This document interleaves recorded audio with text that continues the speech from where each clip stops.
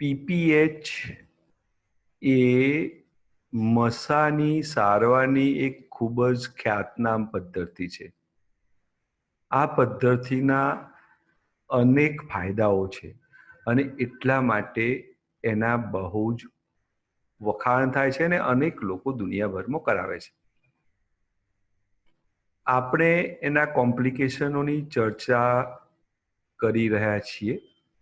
કોમ્પ્લિકેશનો એવી વસ્તુ છે કે જેના ઉપરથી કોઈ પણ વસ્તુની વેલ્યુ નક્કી થાય છે.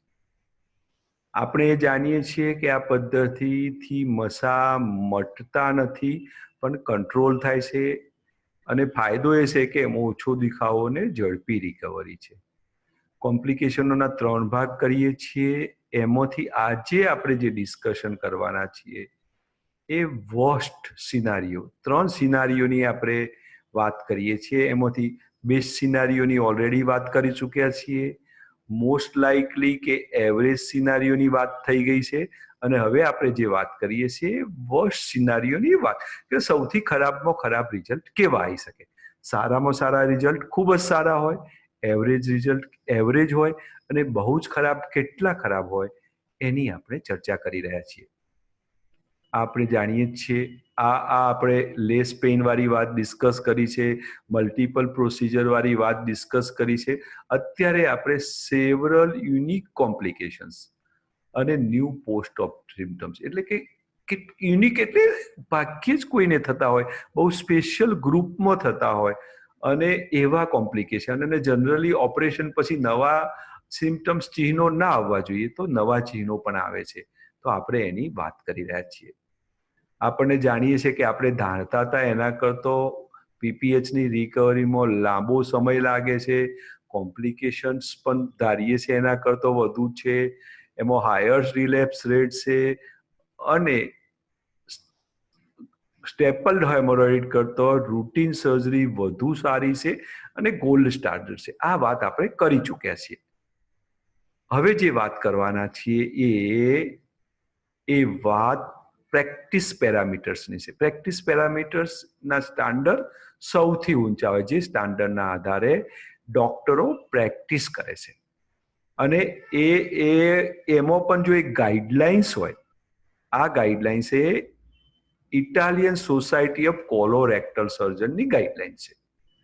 એટલે કે આ ખૂબ જ ઊંચી કક્ષાના અનુભવો આધારિત જ્ઞાનનું અને વિશ્વના ઇટાલિયન સોસાયટીએ નક્કી કરેલી ગાઈડલાઇન્સના આ વાત છે. તો એમાં એવું લખ્યું છે કે આ પદ્ધતિથી ભાગ્યે જ થતા પણ ડિફિકલ્ટ ટુ ટ્રીટ જેની સારવાર કરવી ખૂબ જ અઘરી છે એવા કોમ્પ્લિકેશનો થઈ શકે છે. એના થોડાક નામો અહીંયા લખ્યા છે. એ કેવા છે અને કેવા જોખમી છે એની આપણે વાતો કરી રહ્યા છીએ. તો એના માટે આપણે શબ્દનો પ્રયોગ કરીશું કેટાસ્ટ્રોફિક્સ.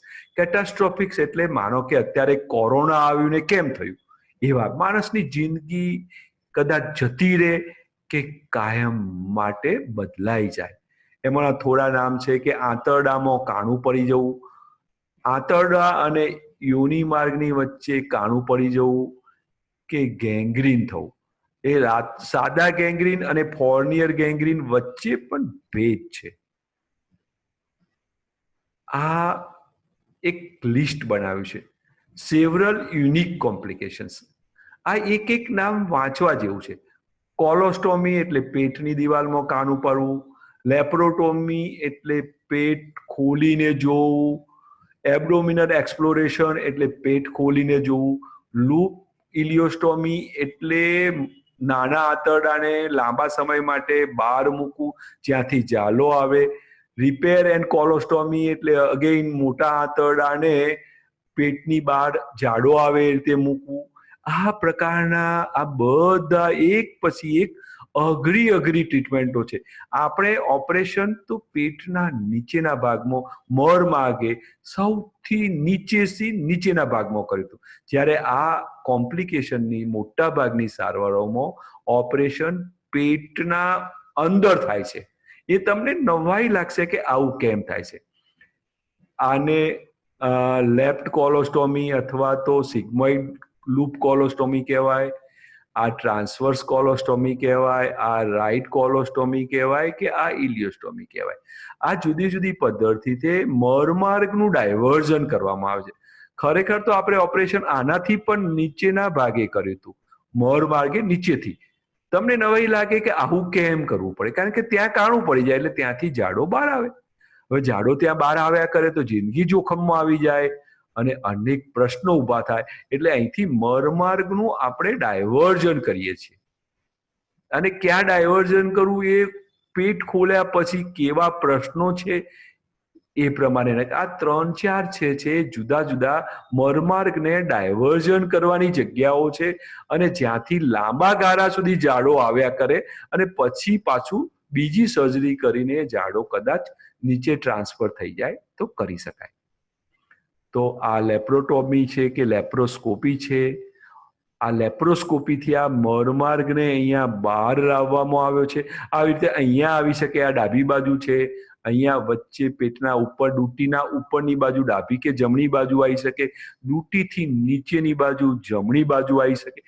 આમ ડિપેન્ડ્સ કેવું નુકસાન છે એના આધારે એ જગ્યા નક્કી થાય. આવા અનેક કોમ્પ્લિકેશનો, અનેક પ્રકાશનો પ્રસિદ્ધ થયા છે. એમાં આ FDA રિપોર્ટ કરેલા પ્રકાશનને મહત્વ વધુ આપવું જોઈએ, જેમાં રેક્ટલ વોલ ડિફેક્ટ એટલે આંતરડાની દિવાલની અંદર ડિફેક્ટ પેદા થવી, એના લીધે થતા જાત કોમ્પ્લિકેશનોનું આ લિસ્ટ છે.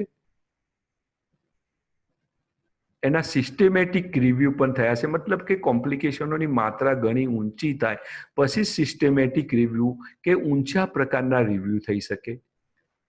જુઓ, આ જગ્યા છે ત્યાં પરું થઈ ગયું છે, આ આંતરડું છે, અહીંયા મરમાર્ગ છે, આ મરમાર્ગની અંદર અહીંયા કાણું થઈ ગયું છે અને અહીંયા પરું થઈ ગયું છે.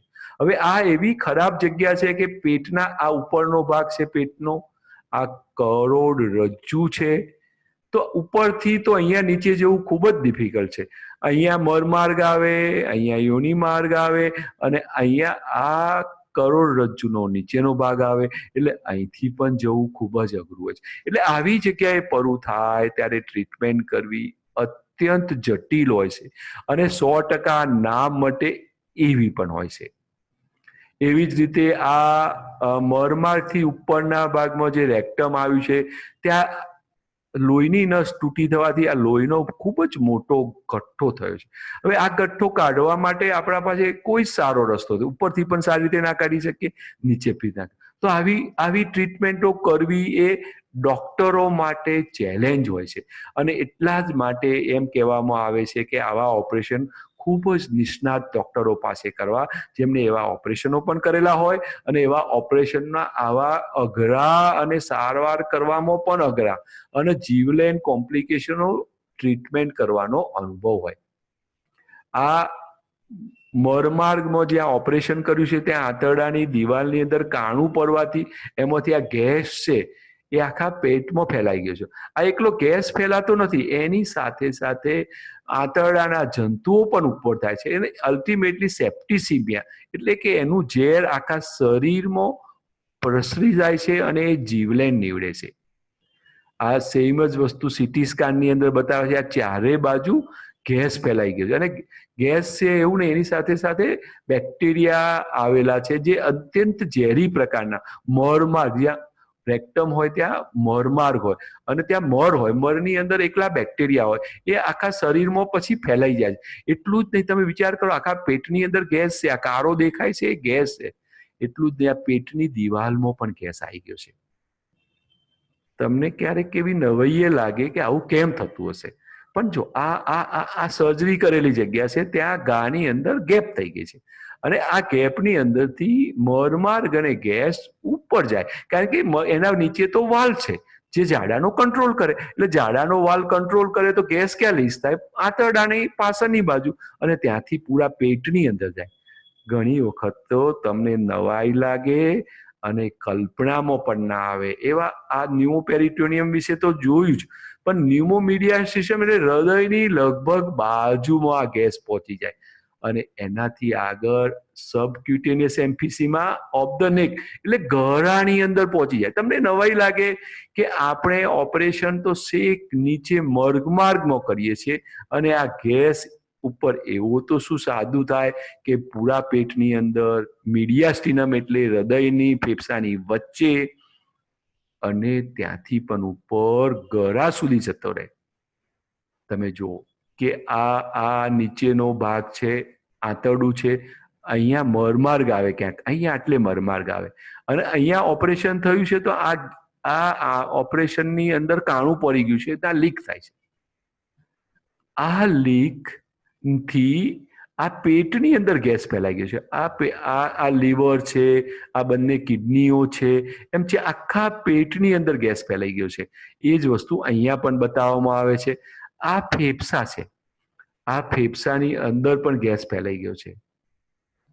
ત્યાંથી આગળ જઈને આ ગળું છે, લગભગ અહીંયા સ્વરપેટી આટલામાં આવે, અહીંયા મોં આવે, તો આ ગળાની અંદર આ જે દેખાય છે બ્લેક કલરની પટ્ટીઓ એ ગેસ છે. તમે વિચાર કરો કે એક નાનકડી અજાણતા થયેલી પ્રોબ્લેમ, એક નાનકડું કાણું પડી જાય મરમાર્ગના સૌથી નીચેના ભાગે, રેક્ટમની અંદર, તો એ ગેસ ગળામાં આવે તો આ દરેક જગ્યાએ. અને તમે જો આ દર્દીની ઉંમર ફક્ત 36 યર્સ, 36 વર્ષનો જુવાન છે.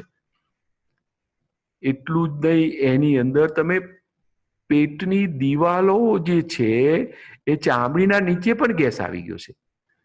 એટલે આ જોખમ કેટલું જોખમી થઈ શકે એ સમજવું અત્યંત ડિફિકલ્ટ છે.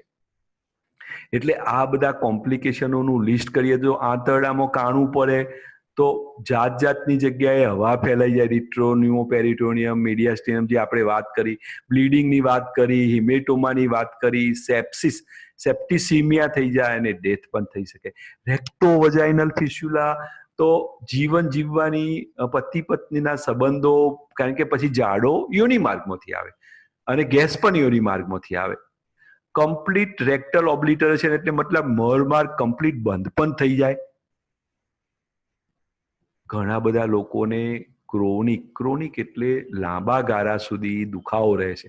ક્યારેક સિવિયર ક્રોનિક પેઇન થાય અને એના પર્સન્ટેજ 1.6 થી 31%, એટલે 3માંથી 1 જણને થાય એટલા થાય છે.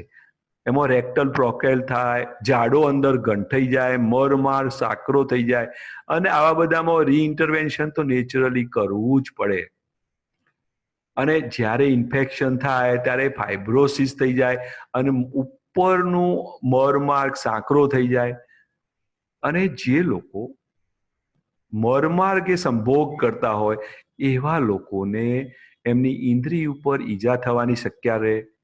આ ટ્રેનિસમસ એક વિચિત્ર પ્રકારનો દુખાવો છે, તમે સહન જ ના થાય અને ફળ દઈ જવું પડે. ફિકલ અર્જન્સી થાય. ફિકલ અર્જન્સી એટલે દોડીને સંડાસ કરવા જવું પડે.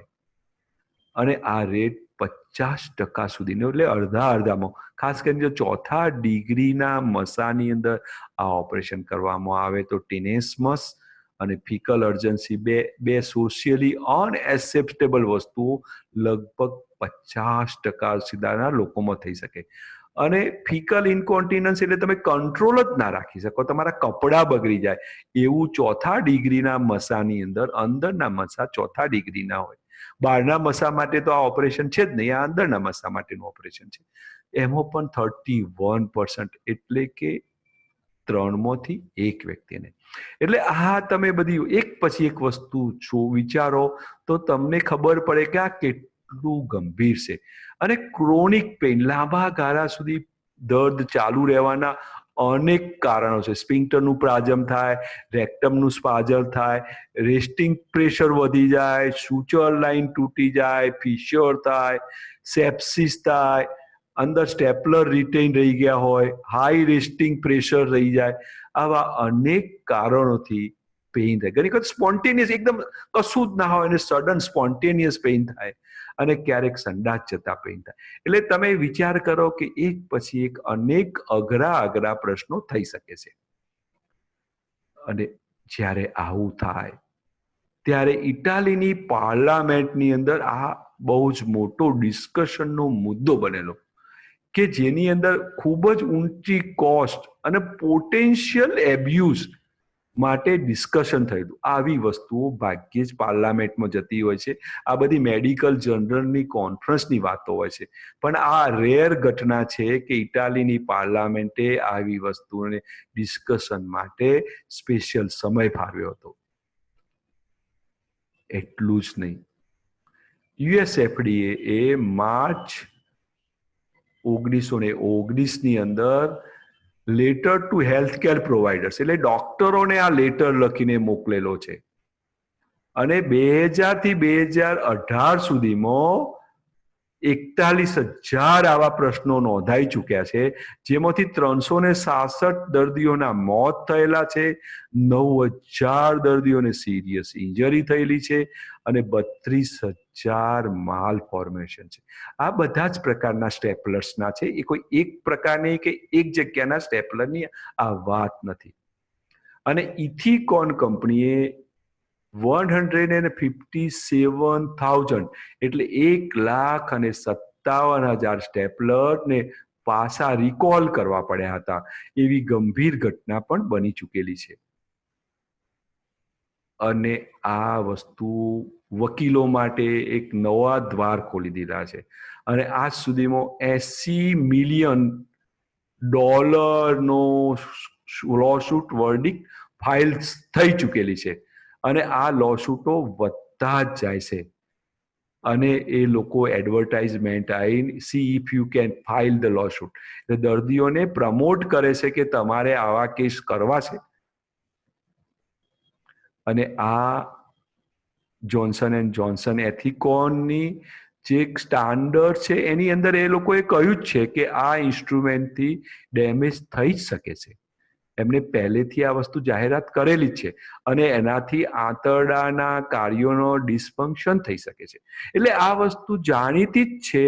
અને દર્દીઓ માટેની ગાઈડલાઇન્સની અંદર એ લોકોએ પહેલેથી સ્ટેપલરવાળી કંપનીઓએ પહેલેથી રજૂ પણ કરેલી છે. પણ મોટા ભાગના લોકોને આ નાની નાની દેખાતી વસ્તુઓ એ વખતે વાંચવામાં નથી આવતી, અને જ્યારે થાય પછી વાંચવાથી કંઈ ફાયદો નથી.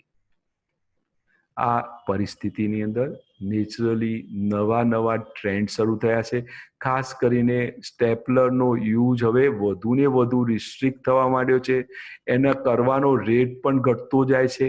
જેમ ડોક્ટરોનો અનુભવ વધતો જશે એમ જોખમો ઘટતા જશે.